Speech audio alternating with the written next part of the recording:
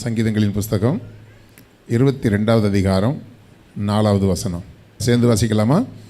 எங்கள் பிதாக்கள் உம்மிடத்தில் நம்பிக்கை வைத்தார்கள், நம்பின அவர்களை நீர் விடுவித்தீர். அப்படின்னா என்ன அர்த்தம்? பிதாக்கள் ஆண்டவரிடத்தில் நம்பிக்கை வைத்தார்கள், அவர்களை விடுவித்தார். அதனால எனக்கு என்ன? நானும் என் தேவனிடத்தில் நம்பிக்கை வைக்கும் பொழுது நம்புகிற என்னை அவர் சத்தமாக சொல்லுங்க, சத்தமா வீடு வைப்பார்னு கேட்குது எனக்கு. சத்தமாக சொல்லுங்க. ஆமாம், சரி. எத்தனை பேர் பார்க்காம இந்த வசனத்தை சொல்ல முடியும்?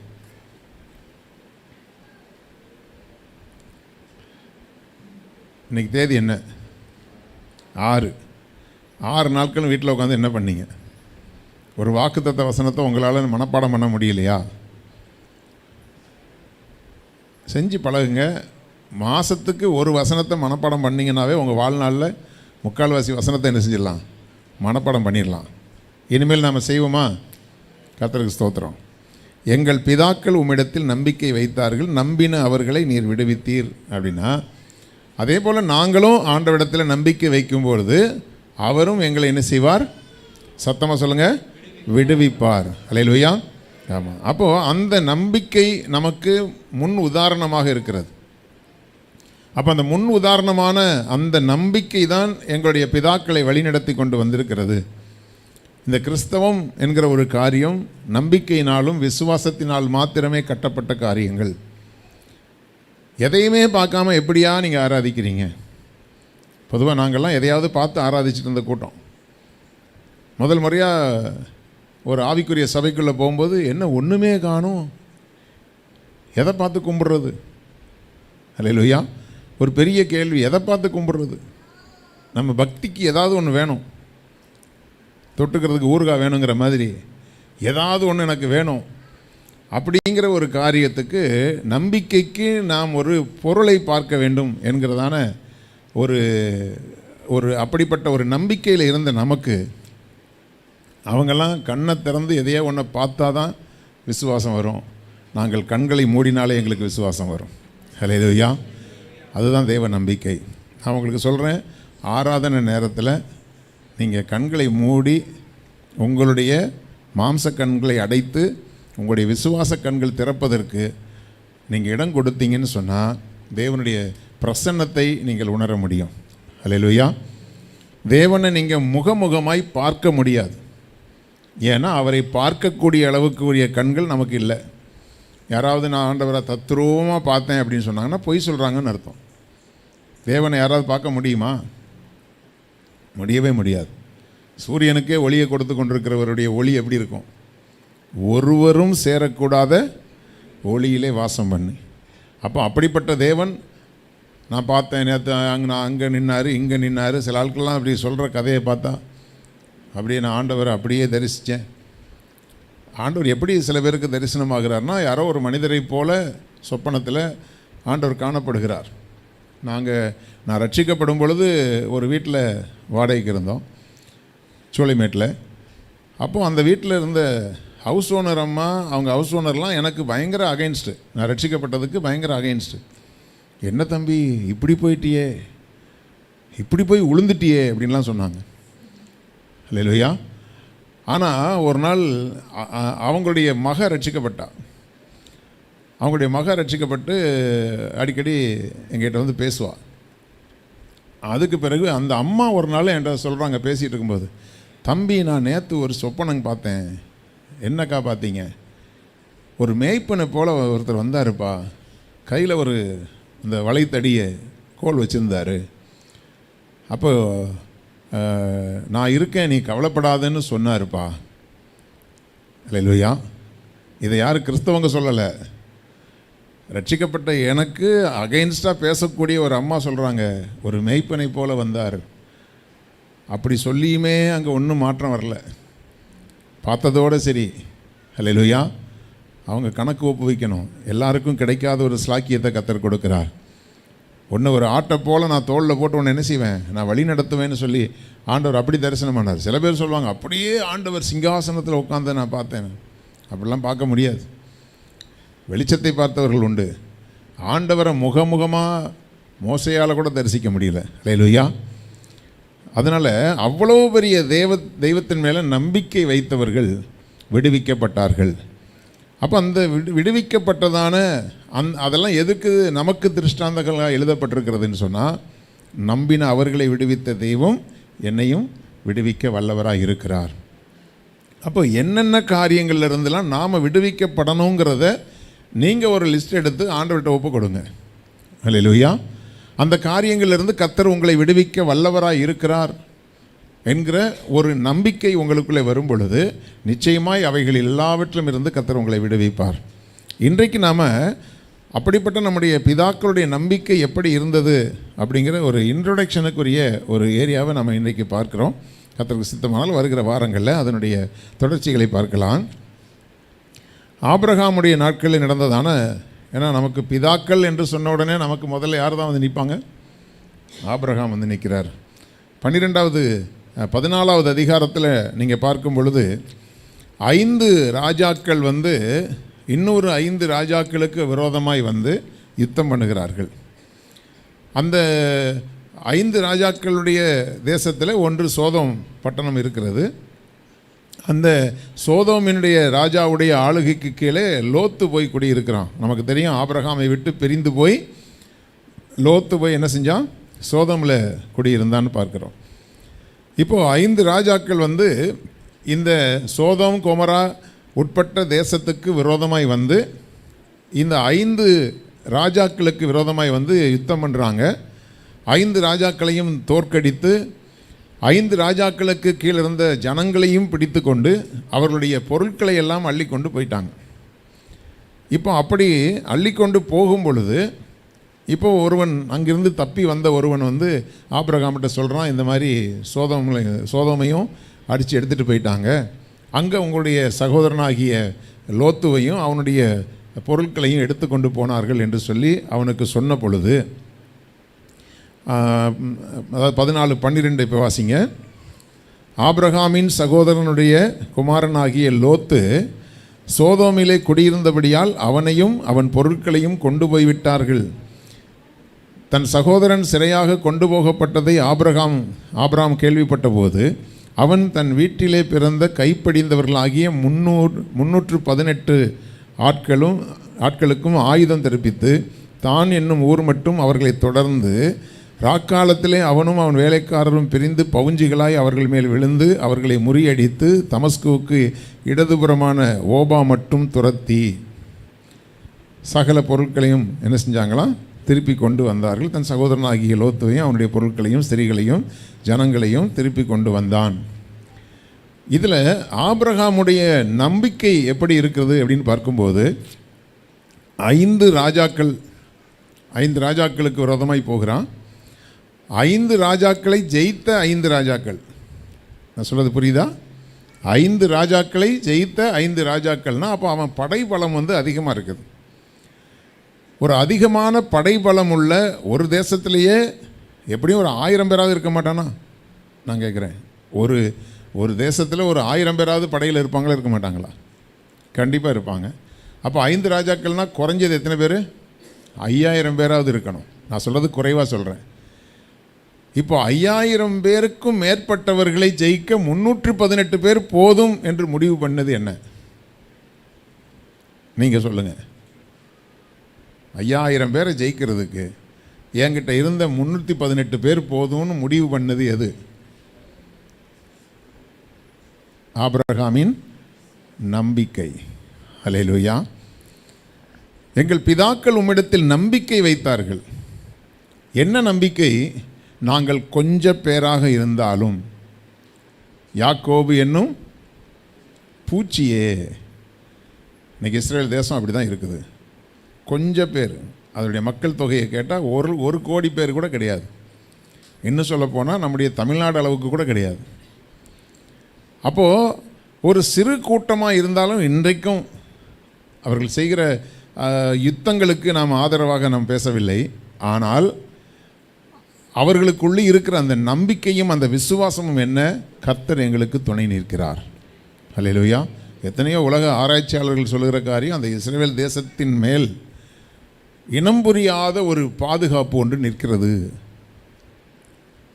ஏன்னா ஒரு ரப்பரை வச்சு கூட அழிச்சு போட்டுடலாம், ஈஸியாக அழிச்சு போடக்கூடிய அளவுக்கு உள்ள ஒரு பகுதி, அதன் மேல் ஒரு தேவ பாதுகாப்பு இருக்கிறதை அவர்கள் தேவ பாதுகாப்பு என்று சொல்லவில்லை, ஏதோ ஒரு பாதுகாப்பு அவர்கள் மேல் இருக்கிறது.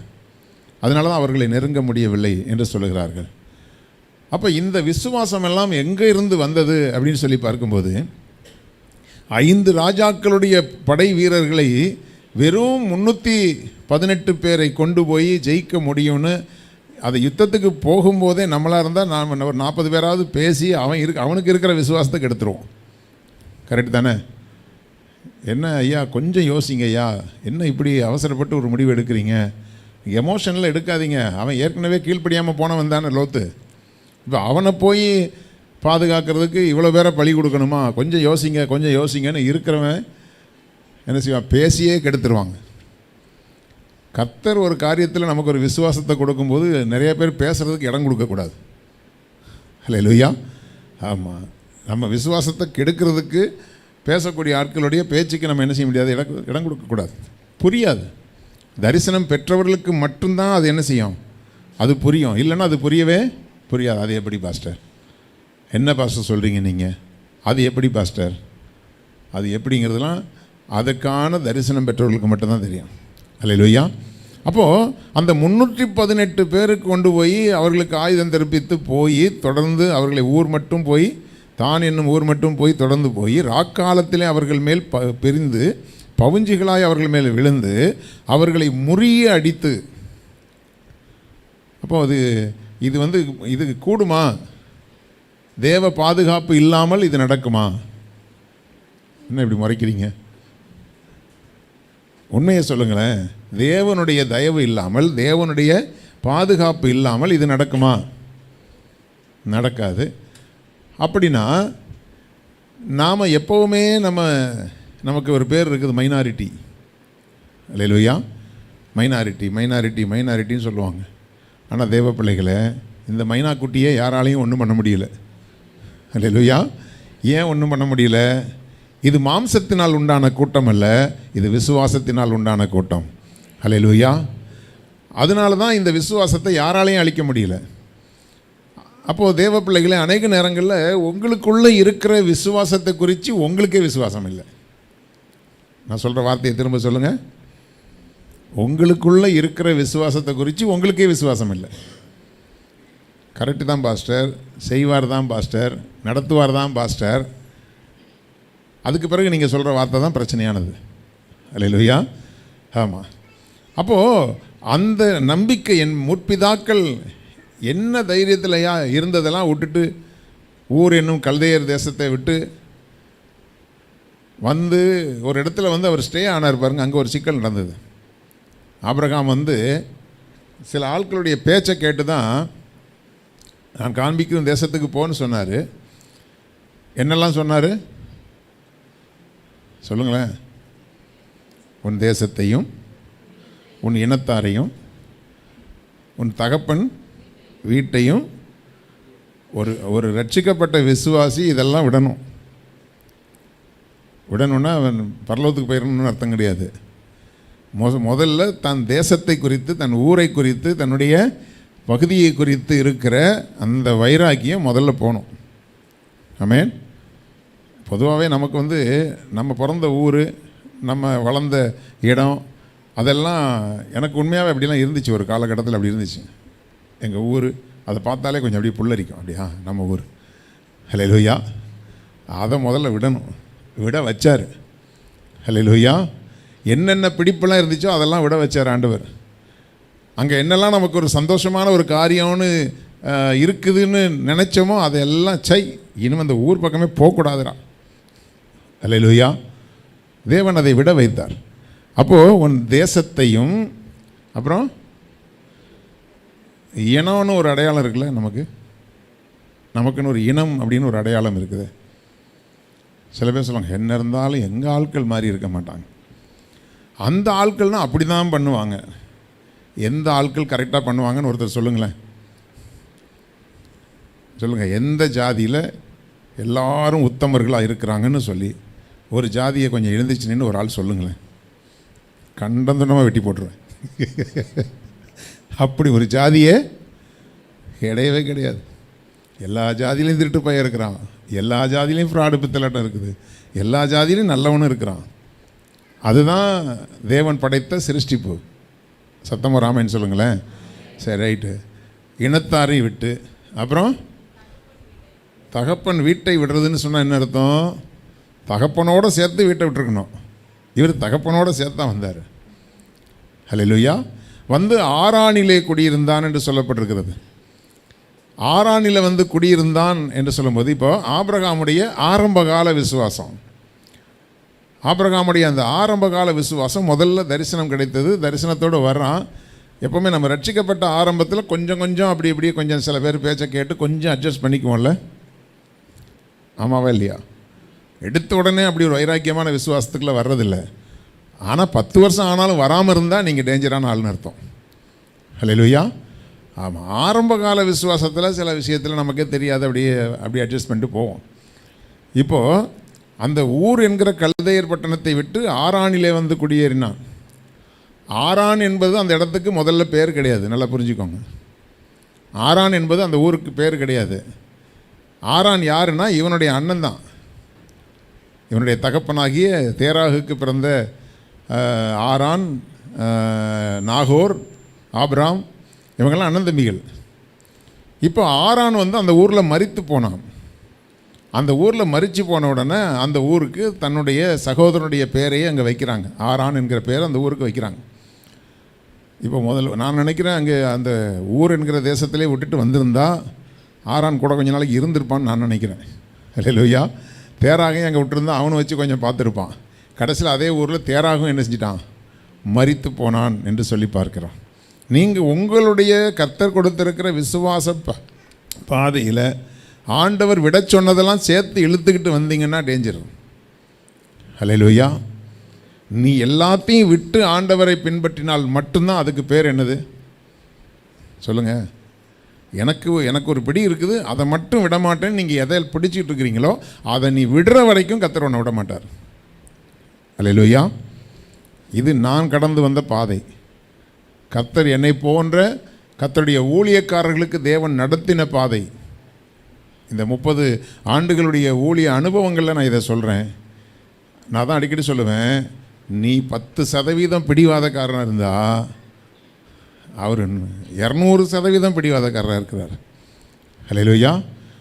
அவர் அதான் சொன்னல, போன வாரமே நான் சொன்னேன்னு நினைக்கிறேன், அவர் சொன்னதை நம்ம செய்யாத வரைக்கும் வாயும் திறக்க மாட்டார், மூச்சும் விட மாட்டார். இருக்காரா இல்லையான்னு உனக்கே சந்தேகம் வந்துடும்.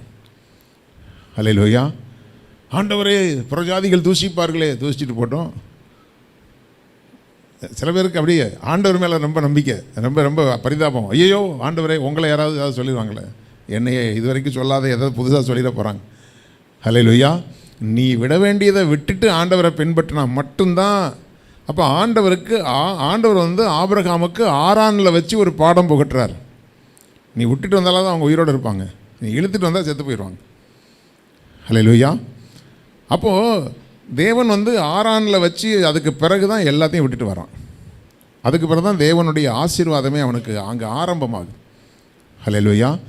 அதுக்கு பிறகு தான், அதுக்கப்புறம் எதுவுமே பேசாமல் ஒரு மாதிரி அவர் என்ன சொல்கிறாரோ அது மட்டும்தான் அப்படிங்கிற ஒரு நிலைமைக்கு வந்து அதை மட்டுமே, விசுவாசத்தை மட்டுமே பிடித்து கொண்டு வருகிறான். அதுதான் ஆபிரகாமுடைய நம்பிக்கை. இப்போ வந்ததுக்கு பிறகு கூட உங்களுக்கு தெரியும், லோத்துவோடு கூட வாக்குவாதங்கள் ஏற்பட்ட பொழுதும் சரி, எதையாவது மாம்சத்தில் முடிவு எடுத்தானா? சொல்லுங்கள், நீங்களாம் ஆபிரகாமுக்கு பிள்ளைகள் தானா? அந்த மாதிரி முழிக்கிறீங்களே. ஹல்லேலூயா. எத்தனை பேர் ஆபிரகாமுடைய பிள்ளைகள்? டென்ஷனே ஆகலைங்க. நான் ஆபிரகாமாக இருந்தால் கூட என்ன சொல்லிப்பேன்னா, டேய் லோத்து, நன்றி கெட்ட நாயே, உங்கள் அப்பன் போயிட்டான், உங்கள் அம்மா போயிட்டா, உனக்குன்னு யாரும் கிடையாது, அனாதையாக கிடந்த பயம் உன்னை நான் கூப்பிட்டுட்டு வந்து உனக்கு எல்லாத்துக்கும் என் மந்தையில் கொஞ்சம் பங்கு கொடுத்து நீ இவ்வளவு தூரம் உயர்த்தப்படுகிறதுக்கு எல்லா நன்மையும் செஞ்சால் கடைசியில் என் மேய்ப்பர்களோடு சேர்ந்து நீ வந்து வாக்குவாதம் பண்ணுற. அவனுக்கு வாக்குவாதம் பண்ணுறவனுங்களை அதட்டவும் மாட்டேங்கிற. அப்படியே நல்ல பிள்ளை மாதிரி உட்காந்துட்டு இருக்கிற, அப்படிலாம் எதுவுமே கேட்கல. கூப்பிட்டாரு, எப்பா நாம் சகோதரர்கள், ஒரே ரத்தத்தில் பிறந்து வளர்ந்தவங்க, இந்த வாக்குவாதம் வேண்டாம். அல்லேலூயா. கர்த்தருடைய பிள்ளைகளுக்குள்ள இந்த வாக்குவாதம் இருக்கவே கூடாதுங்க. வாக்குவாதம் இருக்கிற இடத்துல சாபம் இருக்கும். அதனால தான் ஆபிரகாம் ஈசாக்கு தகப்பனுடைய துறவுகளை தான் தூத்து போட்டாங்க. அதை அவங்க திரும்ப தூர் வாரினாங்க. இவங்க தகப்பன் தூர்த்து போட்டது துறவுகளை தான் தோண்டினான். அதுக்கு அபிமெலேக்கு என்ன பண்ணான், அவனுடைய ஆட்கள் வாக்குவாதம் பண்ணாங்க. வாக்குவாதம் பண்ணோன்னா, ரைட்டு எடுத்துக்கு போ, கொண்டு போ, நீ என்கிட்ட ஒன்று பிடுங்கன்னா கர்த்தர் எனக்கு 2 கொடுக்க அவர் ஆயத்தமாக இருக்கிறார். ஹல்லேலூயா. இதுதான் நம்முடைய முற்பிதாக்களுடைய நம்பிக்கை. ஹல்லேலூயா. அப்போது இந்த லோத்துடைய வாக்குவாதத்துக்கு அவன் இடம் கொடுக்கவே இல்லை. தாராளமாக நீ கிழக்க போனால் நான் மேற்க போகிறேன், நீ தெற்க போனால் நான் வடக்க போகிறேன், நீ எங்கே போறியோ அதுக்கு ஆப்போசிட் திசையில் நான் போயிடுறேன்ப்பா. என் பார்வைக்கு எது அப்படியே செழிப்பான பகுதின்னு தெரியுதோ அதை நான் செலக்ட் பண்ணுறேன்னு சொல்லலை. நீ எது செழிப்புன்னு உனக்கு தோணுதோ நீ சூஸ் பண்ணது போக அடுத்த பகுதியை நான் எடுத்துக்கொள்கிறேன். இது என்ன நம்பிக்கை? சில பேருக்கு இது இருந்தால் எனக்கு நம்பிக்கை அப்படின்னு ஒரு சாதகமான சூழ்நிலையில் மேல் நம்பிக்கை வச்சு போவாங்க, ஏமாந்து போவாங்க. எதுவுமே சாதகம் இல்லை, ஒன்று ஒருத்தர் மட்டும் என் கூட இருக்கார், ஹல்லேலூயா, அதை மட்டும் நாம் நம்பி போகும் பொழுது, அதாவது எந்த இடத்திலும் எந்த தேசத்திலும் எந்த சூழ்நிலையிலும் அவர் என்னை ஆசீர்வதிக்க வல்லவர் என்பது தான் ஆபிரகாமுடைய விசுவாசம். ஹல்லேலூயா. அந்த பிதாக்கள் அவரிடத்தில் நம்பிக்கை வைத்தார்கள், நம்பின அவர்களை கர்த்தர் விடுவித்தார். அப்போ உங்கள் நம்பிக்கை எப்படி இருக்குது? உங்களுடைய நம்பிக்கை ஒரு ஆழமான நம்பிக்கைக்குள்ளே போகாமல் நீங்கள் 50 வருஷம் ஆனாலும் இன்னும் ஒரு குழந்தைத்தனமான ஒரு விசுவாசம், இது போனால் அவ்வளவுதான், இது இல்லாமல் போனால் இவ்வளவு தான், எதுவுமே இல்லாமல் உன்னை ஆசீர்வதிக்க அவர் வல்லவராக இருக்கிறார். ஹல்லேலூயா. ஆபிரகாம் ஆதாம் என்ன சம்பாதிச்சுட்டு வந்தான் சொல்லுங்க? அவனுக்கு என்ன ஏசி போட்டு, தோட்டத்துக்கே ஏசி போட்டு கொடுத்தார் ஆண்டவர். ஹல்லேலூயா. ஆமாம், பாவத்தின் நிமித்தமாக அவர்கள் துரத்தப்பட்டாலும் போஷிக்கப்பட்டார்கள். தோட்டத்தை விட்டு வெளியில் வரும்போது என்ன இருந்துச்சுன்னு நீங்கள் சொல்லுங்கள். ஹலோ, உங்களை குடும்பத்தை விட்டே துரத்துறாங்களா? துரத்தினாலும் கர்த்தர் உங்களை போஷிப்பார். ஹல்லேலூயா. அது விசுவாசத்தின் நிமித்தமாக வம்பு பண்ணிட்டு போனீங்கன்னா அதுக்கெல்லாம் கணக்கு கிடையாது. ஹல்லேலூயா. ஆமாம், நீங்கள் நீதியின் நிமித்தம் துன்பப்படுகிறவர்கள் பாக்கியவான்கள், அவங்கள கண்டிப்பாக கர்த்தர் போஷிப்பார். சரி, ஏதோ ஒன்று ஆண்டவர் ஆதாமை உருவாக்கிட்டார், ஏவாள் பண்ணதுனால தோட்டத்தை இழந்து போனாங்க. வெளியே போனதுக்கப்புறம் பயிரிடுகிறவர்களாக இருந்தாங்க, போய் நிலத்தை பயிரிட்டாங்க. என்னத்தை வச்சு பயிரிட்டிருப்பாங்கங்க? நீங்களே சொல்லுங்கள். அப்போ நெல் இருந்துச்சா, கோதுமை இருந்துச்சா, என்ன இருந்துச்சு? ஒன்றும் இல்லாமலிருந்து உன்னை உயர்த்த தேவன் வல்லவராக இருக்கிறார். அல்லேலூயா. அந்த நம்பிக்கை தான் நம்முடைய பிதாக்கள் வைத்திருந்த நம்பிக்கை. அப்போ அப்படியே ஒரு காலகட்டத்திலையும் போய் இப்போ வம்பு பண்ணிட்டு போனவன் மாட்டிக்கிட்டான்.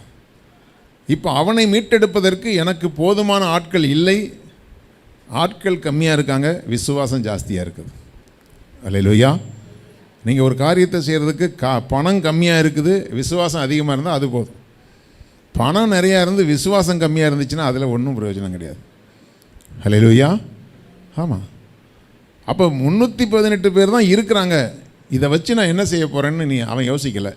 அவனுடைய நம்பிக்கை எல்லாம் ஒன்றும் இல்லாமல் எல்லாத்தையும் விட்டு இந்த வனாந்தரத்துக்கு என்னை அனுப்பி என்னை இம்மட்டும் ஆசீர்வதித்த தேவன். அல்லேலூயா. ஆமாம், என்னை இந்த காரியத்திலிருந்தும் விடுவிக்க அவர் வல்லவராக இருக்கிறார் என்று அவன் விசுவாசித்தது தான் போய் சகல பொருட்களையும் அவன் திருப்பி கொண்டு வந்தான். தன் சகோதரனாகிய லோத்துவையும் அவனுடைய பொருட்களையும் ஸ்திரீகளையும் ஜனங்களையும் திருப்பி கொண்டு வந்தான். இதெல்லாம் நீங்கள் வாசிக்க வேதத்தை வாசிக்க உங்களுடைய விசுவாசம் வர்த்திக்க பண்ணப்படுகிறதா? உங்களுடைய நம்பிக்கை இன்னும் விருத்தி அடைகிறதா? இதை நீங்கள் யோசிச்சுக்கிட்டே தான் அப்படியே வேதத்தை வாசிக்க உண்மையாகவே அப்படியே ஒரு ஆச்சரியமான ஒரு நம்பிக்கையும் விசுவாசமும் அதிகரிக்கிறதை நான் பார்க்கிறேன். ஹல்லேலூயா. எந்த ஒரு சோர்ஸும் இல்லாமல் ஒரு நம்பிக்கைக்குள்ளே கர்த்தர் நடத்திக்கிட்டே இருப்பார். இருக்கிற ஒரு சோர்ஸை வச்சு எனக்கு நம்பிக்கை இருக்குதுன்னு சொன்னால் அதுக்கு பேர் நம்பிக்கையே கிடையாது. எதுவுமே இல்லாமல் இருந்து எனக்குள்ளே இருக்கிற விசுவாசம் தான். அல்லேலூயா. சரி, இப்போது 18வது வசனத்தை பாருங்கள். அன்றியும் உன்னதமான தேவனுடைய ஆசாரியனாக இருந்த சாலேமின் ராஜாவாகிய மெல்கிசேதேக்கு அப்பமும் திராட்சரசமும் கொண்டு வந்து அவனை ஆசீர்வதித்து, வானத்தையும் பூமியையும் உடையவராகிய உன்னதமான தேவனுடைய ஆசீர்வாதம் ஆபிரகாமுக்கு உண்டாவதாக. இப்போ ஒரு காரியத்தில் அவன் ஜெயித்து வர்றான். எதை வச்சு? 318 பேரை வச்சா அவன் தேவன் மேல் வைத்திருக்கிற நம்பிக்கையை வைத்தா. சத்தமாக சொல்லுங்கள். நம்பிக்கையை வைத்து ஜெயித்து வருகிறான். வரும்பொழுது இப்போ அதாவது அப்போ வந்து உன்னதமான தேவனுடைய ஆசாரியனாக இருந்த சாலேமின் ராஜாவாகிய மெல்கிசேதேக் ஆசாரிய ஊழியமும் அவன் செய்கிறான். சாலேம் பட்டணத்துக்கு ராஜாவாகவும் அவன் இருக்கிறான். இப்போ அந்த ஆசாரியனுக்கு இவன் கீழே சொல்லப்பட்டிருக்கிறது, உன் சத்துருக்களை உன் கையில் ஒப்பு கொடுத்த உன்னதமான தேவனுக்கு ஸ்தோத்திரம் என்று சொன்னான். இவனுக்கு ஆபிரகாம் எல்லாவற்றிலும் தசமபாகம் கொடுத்தான். இப்போது சாலேமின் ராஜா கேள்விப்படுறான், ஆபிரகாம் 318 பேரோட போயிருக்கான் ஐயா 5 ராஜாக்களை எதிர்க்கிறதுக்கு. அப்போது ஒரு தேவன் அவரோடு கூட இல்லைன்னா அவருக்கு இந்த ஜெயத்தை கொடுத்துருக்கவே முடியாது. அதான் சொல்கிறான், உன்னதமான தேவன் அதாவது உன் சத்துருக்களை உன் கையில் ஒப்பு கொடுத்த உன்னதமான தேவனுக்கு ஸ்தோத்திரம். இது வந்து யாருக்கு இது இருக்குன்னா, அந்த விசுவாச கண்கள் உள்ளவங்களுக்கு மட்டும்தாங்க இது புரியும். இப்போ 318 பேர் போனாங்க, அங்கே ஒரு 30,000 பேராவது இருக்கிறாங்கன்னு வச்சுக்கோங்களேன். இந்த வார்த்தையை கரெக்டாக பிடிச்சிக்கோங்க. வசனத்தை நீங்கள் நல்லா நிதானித்து வாசிக்கணும். உன் கையில் ஒப்பு கொடுத்த உன்னதமான தேவனுக்கு ஸ்தோத்திரம். ஒப்பு கொடுத்தல் என்றால் என்ன சொல்லுங்களேன். இப்போது சத்துருக்கள் வந்து நான் சொன்ன மாதிரி ஒரு 30,000 பேர். இவன் போய் அங்கே அடித்து ஜெயிக்கலை. அவர் ஒப்பு கொடுத்தாருன்னு சொன்னால் அத்தனை பேரையும் கையை காலை கட்டி கொண்டு முன்னால் போட்டு மண்டையிலே கொட்டுறா எல்லாம் மாற்றி கொட்டுங்கடா அவனால் இப்போ இவனை எதிர்த்து அடிக்க முடியாத அளவுக்கு ஏதோ ஒரு கட்டு அவனுக்கு இருக்குது. யோசித்து பார்க்குறான், ஏன் இவனை அடிக்க முடியல. நம்ம இந்த சொப்பனத்தில் சில நேரத்தில் தப்பிச்சு ஓட முயற்சி பண்ணுற மாதிரி இருக்கும், ஓடவே முடியாது. பார்த்தீங்களா, நம்ம யோசிப்போம், கை நல்லா தான் இருக்குது, கால் நல்லா தான் இருக்குது, ஏன் வேகமாக ஓட முடியல. இதெல்லாம் நமக்கு உதாரணமாக கொடுக்கப்படுகிற காரியம்தான். எல்லாமே இருக்குது, ஏன் இவனை அடிக்க முடியலை. இப்போ உங்களுடைய தனிப்பட்ட வாழ்க்கை, உங்களுடைய குடும்பத்திலையும் சொல்கிறேன் நான், உங்களை ஜெயிக்கிறதுக்கு சில பேருக்கு பலன் இருக்கும், ஆனாலும் உங்களை ஜெயிக்க முடியாது.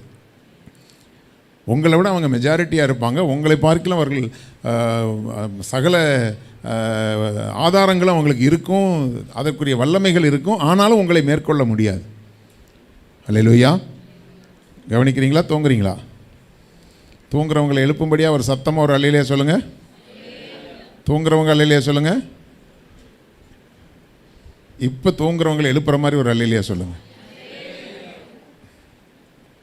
என்னையே நீங்கள் என்ன எழுப்பலையே, சத்தமாக சொல்லுங்கள். ரைட். இப்போ தூங்கி எந்திரிச்சிட்டேன்னு சொல்லுவாங்க, சத்தமாக அல்லேலூயா சொல்லுங்கள். கர்த்தருக்கு ஸ்தோத்திரம். சரி, உங்கள் எல்லாருடைய சூழ்நிலையும் எனக்கு தெரியும், ஆனாலும் உங்களை தூங்காமல் கர்த்தர் பாதுகாப்பாராக. அல்லேலூயா. ஏன்னா முக்கியமான வார்த்தைகளை கர்த்தர் கொடுத்து கொண்டிருக்கிறார். சரி, அப்போது சத்துருக்களை கொண்டு போய் கையை காலை கட்டி அவனால் கிரியையே செய்ய முடியாத அளவுக்கு ஆபிரகாம் கையில் கொடுத்து 318 பேரும் போட்டு குத்துன்னு கும்மாங்குத்து குத்துறானுங்க. அவனுங்களுக்கு ஒன்றும் புரியலை, ஏன்டா இவனை அடிக்க முடியலை. அல்லேலூயா. அவர்களை மேற்கொள்ள முடியாதபடிக்கு ஒரு வல்லமையை தேவன் அவன் மேல் வைத்து, அல்லேலூயா, அவர்கள் செயல்பட முடியாதபடிக்கு ஒரு காரியத்தை தேவன் செய்து ஒப்பு கொடுத்தார். எனக்கு அந்த வார்த்தை ரொம்ப பிடிச்சிருக்கு. உன் சத்துருக்களை உன் கையில் ஒப்பு கொடுத்த உன்னதமான தேவனுக்கு ஸ்தோத்திரம் என்று சொல்லி ஆபிரகாமுக்காக ஒரு ஜெபிக்கிறான். உன்னதமான தேவனுடைய ஆசீர்வாதம் ஆபிரகாமுக்கு உண்டாவதாக என்று சொல்லி, அப்போது ஆபிரகாம் இவனுக்கு எல்லாவற்றிலும் என்ன செஞ்சானா? தசம பாகம் கொடுத்தான். இந்த தசம பாகத்தை குறித்து ஒரு காரியம் என்னென்னா, நல்லா புரிஞ்சுக்கோங்க. தசம பாகத்தை குறித்த பிரமாணம் எப்போ வந்தது? மோசேயின் மூலமாக வந்தது. சரியா? அப்போ மோசேயின் மூலமாக பிரமாணம் கொடுக்கப்பட்டது. நீங்கள் கொடுத்திருக்கிற எல்லா நியாய பிரமாணம் எல்லாமே மோசேயின் மூலமாக தேவன் கொடுத்தார் என்றாலும், ஏற்கனவே நம்முடைய பிதாக்கள் நம்பிக்கை வைத்து செய்த அத்தனை காரியங்களும் தான் பிரமாணமாக கொடுக்கப்பட்டது. பிரமாணம் கொடுக்கப்பட்டதுக்கு பிறகு நடைமுறைக்கு வந்ததல்ல. தேவனுடைய பக்தர்கள் நடைமுறையில் வைத்திருந்ததை பிரமாணமாக கொடுத்தார். எப்படி இருக்கணும், எப்படி இருக்கக்கூடாது, என்ன செய்யணும், என்ன செய்யக்கூடாதுன்னு பிரமாணமே இல்லாத காலத்திலே பிரமாணத்துக்கு உட்பட்டவர்களாக நம்முடைய பிதாக்கள் எல்லாவற்றையும் செஞ்சாங்க. சத்துருக்களுக்கு ஒரு சத்துருடைய ஆடோ மாடோ ஒரு குழியில் விழுந்து கிடந்தால் என்ன செய்யணும்? சத்துருக்களுக்கு நம்ம சொன்ன வார்த்தையில் மீறக்கூடாது, உண்மையாக இருக்கணும். யாக்கோபுடைய குமாரர்கள் செய்யும் பொழுது தீனால் போய் தேசத்து பெண்களை பார்க்க போய் என்ன செஞ்சால்? தீட்டுப்பட்டு போனாள் என்று சொல்லி பார்க்கிறோம். இப்போ அந்த இடத்துல அவன் ஒரு வாக்குறுதியை சீகேமுக்கு கொடுக்குறான். ஆனால் இவர்கள் என்ன செஞ்சாங்க? இவனுடைய குமாரர்கள் போய் அவர்களை எல்லாரையும் கொலை செய்து போட்டு பிரமாணத்தை அங்கே கெடுக்கிறாங்க. அப்போ வார்த்தையில் உண்மையாக இருக்கணுங்கிறது யாக்கோபு ஏற்கனவே பிரமாணத்துக்கு முன்பதாக சொல்கிறான். அவன் என்னுடைய வாசனையெல்லாம் கெடுத்து, என் சாட்சியை கெடுத்துட்டீங்களடா, அப்போ அது நான் வழிபடுகிற என் தெய்வத்துக்கு அது அவமானத்தை கொண்டு வருமே. யாக்கோபு எல்லா விதத்திலையும் அவன் நடந்தான். ஈசாக்கு ஒழுக்கத்தோடு கூட நடந்து கொண்ட காரியங்கள் எல்லாம் தான் பிரமாணமாக உருவானது. அப்போது இந்த தேவனுக்கு தசமபாகம் கொடுக்கிறது பிரமாணத்துக்காகவா, தேவன் மேல் அன்பு வைத்து தானாக மனமும் கொடுப்பதா? புரியுதா? இதை பற்றி கேள்வியே கேட்கக்கூடாது. ஏன் கொடுக்கணும்?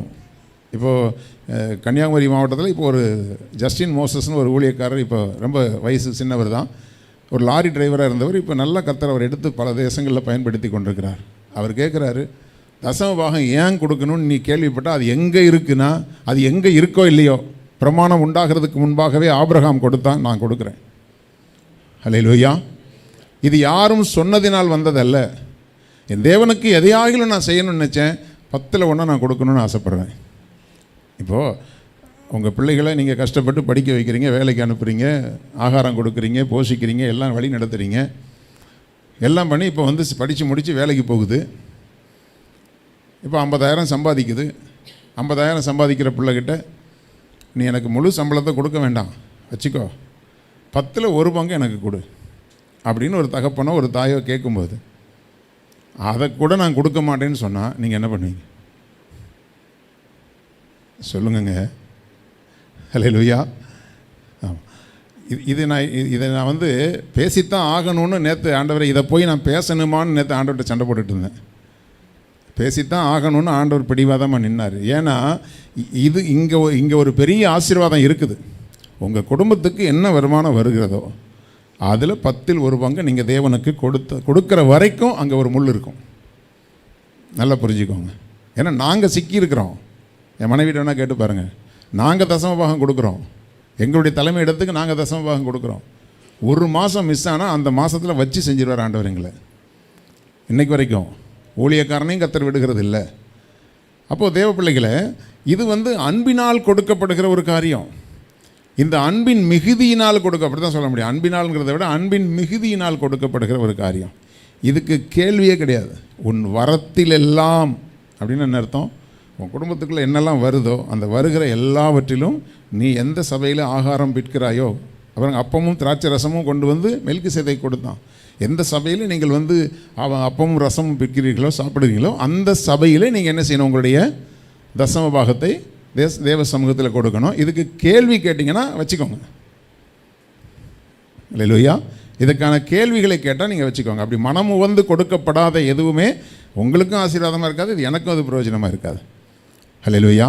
ஏனென்றால் நான் உங்களுக்கு சொல்கிறேன் தேவ பிள்ளைகளை, இந்த கடைசி காலத்தில் பிசாசு பயங்கர வைராக்கியமாக பிசாசு தன்னுடைய ஜனங்களை எழுப்பிவிட்டு வாரி வழங்கிக்கிட்டு இருக்கிறானுங்க சபைகளை அழிப்பதற்கு.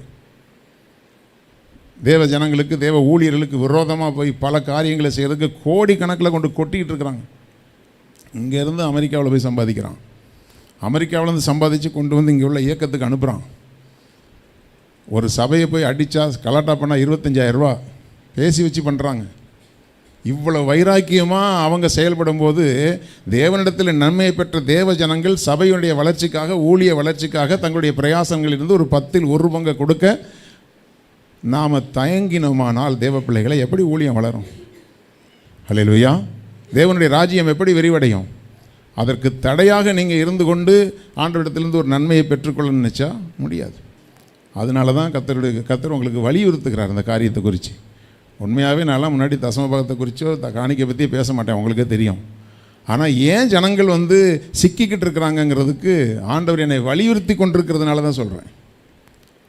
அப்போது உங்களுடைய வரத்தில் எல்லாம் உங்கள் குடும்பத்துக்குள்ளே என்ன வருதோ, இப்படி ஒரு சகோதரன் சொன்னார், 32,000 எனக்கு சம்பளம் பாஸ்டர், இங்கே இல்லை நான் சொல்ல தலைமை சபையில் 32,000 எனக்கு சம்பளம் பாஸ்டர், 12,000 நான் டியூ கட்டிடுறேன் பாஸ்டர். அப்போ எவ்வளோ மிச்சம்? 20,000. அதுலேருந்து தசம பாகம் கொடுப்பாராம். ஹல்லேலூயா.